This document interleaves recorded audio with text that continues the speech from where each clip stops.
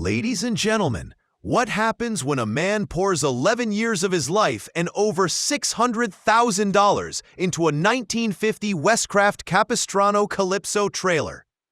Well, you get a rolling masterpiece so shiny and luxurious, it makes my neighbor's new Tesla look like a wheelbarrow. This isn't just a camper. It's a mid-century mansion on wheels that screams, "I camp, but only if my sheets have a thread count of 1,000. You've got original birch paneling, well, 50% of it. The rest had a glow-up. Stainless steel countertops that would make Gordon Ramsay shed a tear, and a Pullman roof with 7 windows per side. That's 14 more windows than my buddy Dave's apartment, and he pays rent.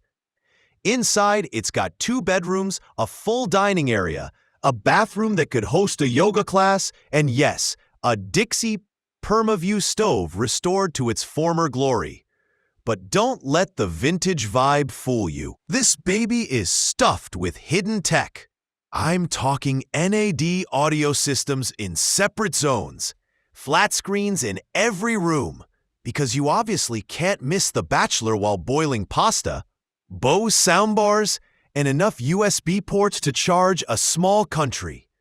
I liked the most how they snuck in climate control, a custom AC and heating system, plus a full water filtration setup. It's basically a spa retreat disguised as a camper. And did I mention that the lights are authentic vintage bulbs? That's dedication. Or possibly madness. Either way, I respect it. To wrap it up, the Calypso is what happens when restoration becomes obsession, and obsession becomes a mobile museum. Want it? You better bring your checkbook and your best poker face.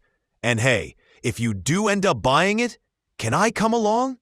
I make excellent coffee and mediocre conversation. Now, let's talk numbers. And oh boy, these are not for the faint of heart. This 33-foot, 10-meter trailer is listed for $975,000 USD, or about 900,000 euros, give or take a few espresso machines. And no, that's not a typo. For that kind of cash, I'd expect it to come with a barista, a therapist, and a small plot of land in Italy. But after seeing what's inside, I have to admit, I get it.